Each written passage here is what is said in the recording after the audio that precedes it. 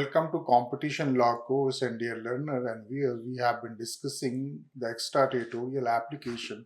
of competition law in BRICS countries, and we have noticed that how in the BRICS country, primarily consisting upon Brazil, Russia, India, China, and South Africa, the competition law and policy and its enforcement happens to be a case that deserves our greater understanding in matters of transnational competition law. Dear learner and viewer, you can recall very well that the last lectures on the competition law in India, we have taken note of the fact that how the Monopolies and Restrictive Trade Practices Act of 1969 and Monopolies and Restrictive Trade Practices Commission happens to govern the entire issue of the monopolistic tendencies, anti-monopoly measures, unfair market, and any kind of a trade distortion in relation to goods and services within the jurisdictions of India. Now, we have also devoted to the question whether our Section 14 of the Monopolies and Restrictive Trade Practices Act 1969 vis-a-vis the Monopolies and Restrictive Trade Practices Commission is empowered to have jurisdiction on extraterritorial matter or the transnational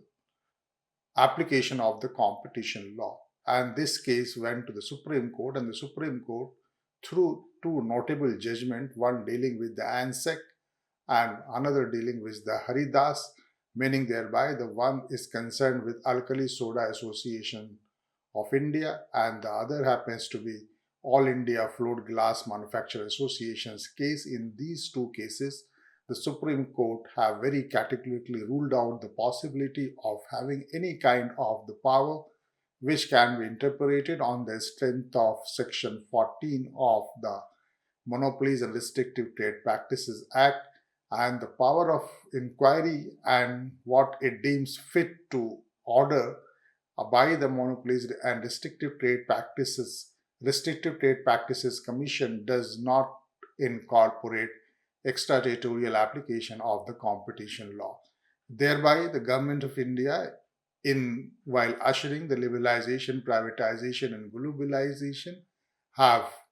tried to bring some slew of reform in the competition law, and then we see that there was a high level committee, high powered committee to which has been constituted to look into the demands of extraterritoriality and as well as the transnational application of the competition law. Then we have noticed the fact that the law which has been put into practice on the statute book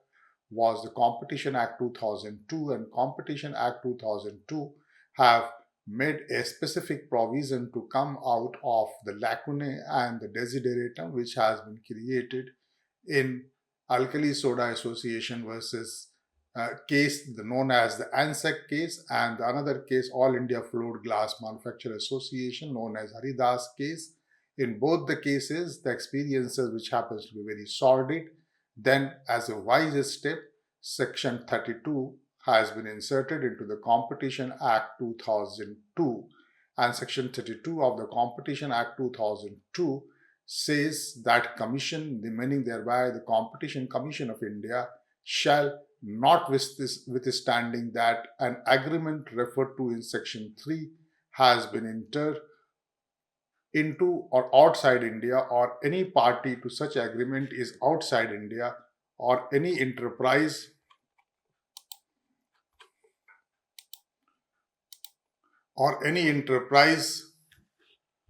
abusing dominant position is outside India, or any combination has taken place outside India, or any party to combination outside India, or any other matter or practice or action arising out of such agreement or dominant position or combination is outside India, then the Competition Commission of India have the power to inquire into in accordance with the provisions contained under Section 19, Section 20, Section 26, Section 29, Section 30 of the Competition Act. And The Competition Commission of India, besides having an inquiry in accordance with the provisions of Section 19, 20, 29, 30 of the Act, have also equally empowered to look at the entire agreement on the abuse of dominant position or combination if such agreement or dominant position or combination has or is likely to have an appreciable adverse effect on competition in the relevant market of India. And then, lastly, what Section 32 goes on to record and envisage is the fact that the Competition Commission of India will pass such order as it deems fit in accordance with the provisions of the Competition Act 2002. So, a bare perusal of Section 32 of the Competition Act reveals that what has been contained under Section 3 of the Competition Act, Section 4 of the Competition Act, Section 5 of the Competition Act, Section 6 of the Competition Act, vis-a-vis that these are the substantive provisions of the competition law which has been inserted into these four sections, and the procedural competition law which has been elaborated and elucidated under Section 19, 20, 26, 29, and 30. Taken together, the Competition Commission of India have a blanket power and omnibus power to pass any order which it deems fit, meaning thereby the power and functions of the Competition Commission of India happens to be not only the investigative but happens to be recommendatory and executory in nature, and it depends on the circumstances and the totality of the circumstances as to what kind of the violations has taken place in regard to the anti-competitive activities, in regard to the regulation of the combination, in regard to the merger and amalgamations, in regard to the abuse of dominant position, or in regard to the anti-competitive behavior and its effect. Thus, we see that the Section 32, which incorporate the extraterritorial jurisdiction of the competition law by saying that any other matter or practice or action arising out of such agreement or dominant position or combination is outside India, that clearly spells out that how Section 32 of the Competition Act very categorically incorporate the extraterritorial application of the competition law, and it is helpful for the understanding of transnational competition law in the matters of the BRICS country. Therefore, what we see that it is an occasion to discuss that what is the nature and extent and the limits of the extraterritorial jurisdiction by the Competition Commission of India, and for that we have to refer to 2000 Competition Amendment Act, which has envisaged that the Commission had not only power to conduct an inquiry in such matters as it has been given under Section 3, Section 4, Section 5, and Section 6, but the Commission is also having a power that more dynamic in all respect, and that power is to pass against any such anti-competitive practice, any kind of the order, any kind of the enforcement, any kind of the competition remedy. So that way, Section 32 and the power of the Competition Commission of India should be taken to its logical end when we try to understand exactly that what is the nature and extent of the transnational application of the competition law in India. And thereby, as we have studied Section 32 of the Competition Act, then Section 36 of the Competition Commission of India, Competition Act of 2002 happens to be very important as amended by the Competition Amendment Act 2007, and that goes on to record that the Competition Commission of India, while having the power to pass order against any anti-competitive practices and what it deems necessary and expedient and what it deems fit, then Section 36 of the Competition Act 2002 regulates that the power of the Commission to regulate its own procedure, but such regulation shall be subject to principles of natural justice. Then, dear learner, what we are doing, we are just trying to understand that what have been the legal framework of the extraterritoriality and what is the legal framework of the transnational competition law in India, having perused section 32 and have seen the powers of the Commission in that respect. We are not devoting to the question as to how the Competition Commission of India are going to pass any such order which it deems necessary. So what kind of the procedure, what kind of the process, what kind of regulation it will be governed by, then for that matter, we have to look at section 36. Thereby, it will be highly suggestive for us to have a full and rounded view of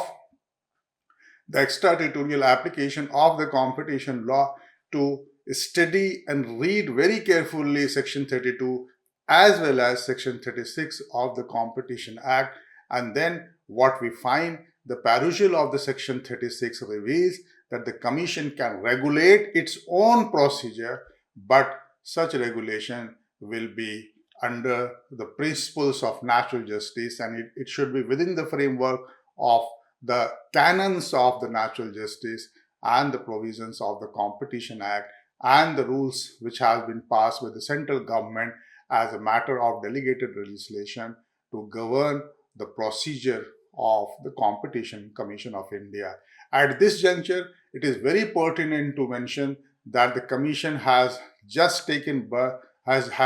started functioning in 2007, and because of this, that it started the anti-competitive practices which are rampant in India. The Competition Commission of India started taking note of the pernicious tendencies of the anti-competitive practices having an appreciable adverse effect on the Indian market, and then the Commission happens to be under a severe kind of a load that to meet the objective of section 32 and section 36 of the Competition Act. Nonetheless, what is important here to understand that what will be the procedural gamut of the Competition Commission of India in heralding the competition law and jurisprudence. So the wording and the phraseology of section 36 of the Competition Act leads to the fact that legislators were not of the view that Commission should follow procedure laid down by the Civil Code of Civil Procedure 1908, as clause 1 of section 36 goes on to record. But what it says, that it exempts the Commission from the procedural wrangles and the procedural framework of the Code of Civil Procedure Code. That does not mean that it can repudiate the entire procedure which has been laid down in the Code of Civil Procedure, but it enjoys a kind of a liberty and the freedom to spell out its own procedure. Section 36 subclause 1 happens to be a kind of an indication to the fact that before and after the Competition Amendment Act 2007 gives similar meaning, but a closer look of the provision shows that the change in approach of the legislature regarding prescribing the procedure of the Commission. The idea here is not to load the Competition Commission of India with the only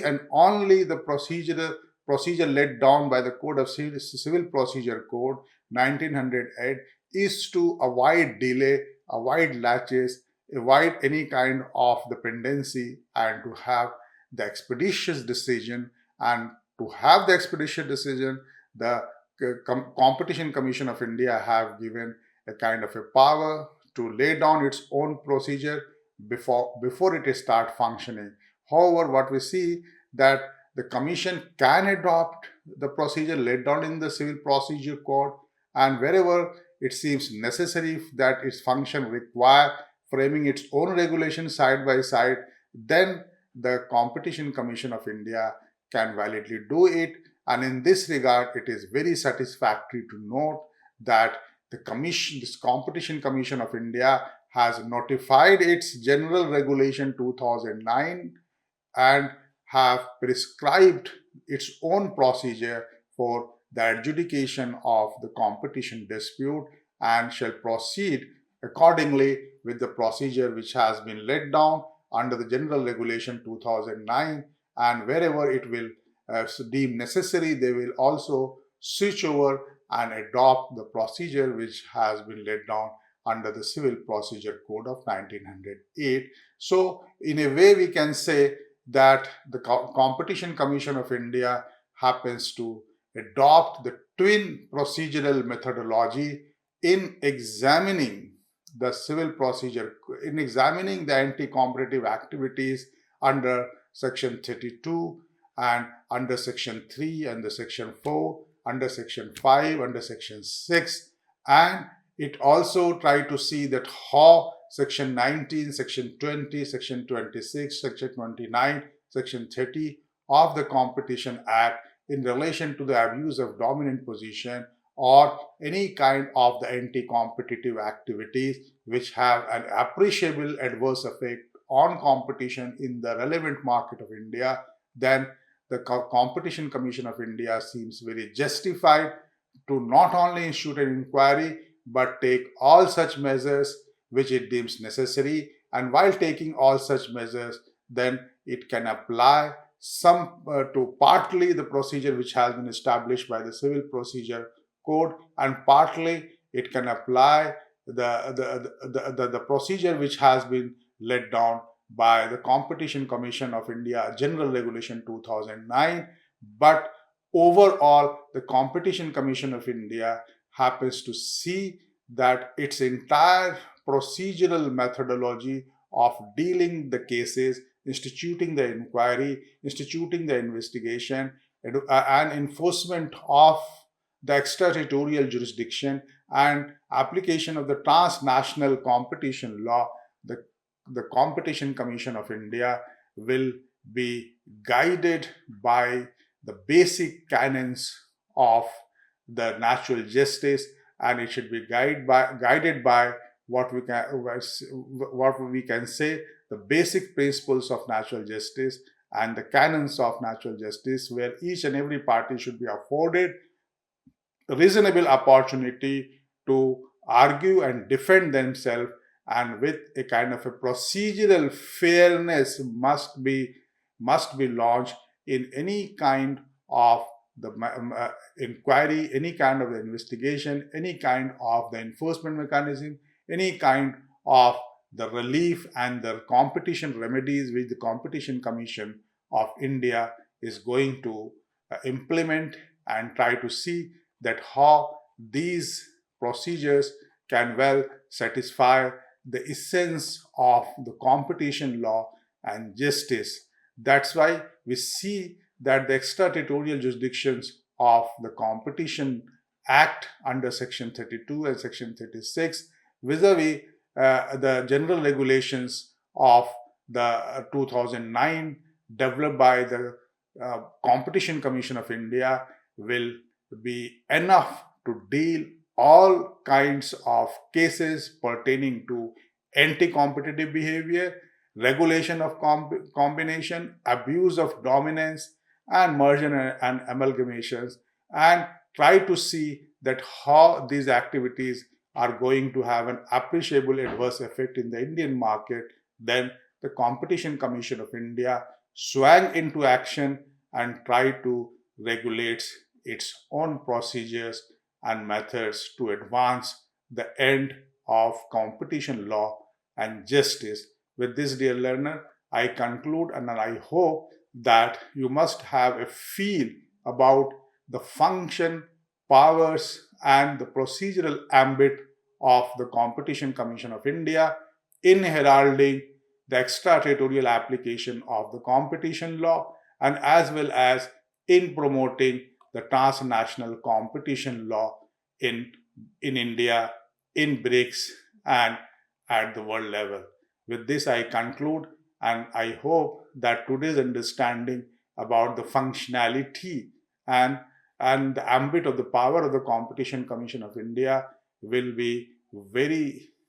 very profitable in understanding how it tries to advance remedies and enforcement in regard to transnational application of the competition law. With this, I thank and I wish you a happy learning.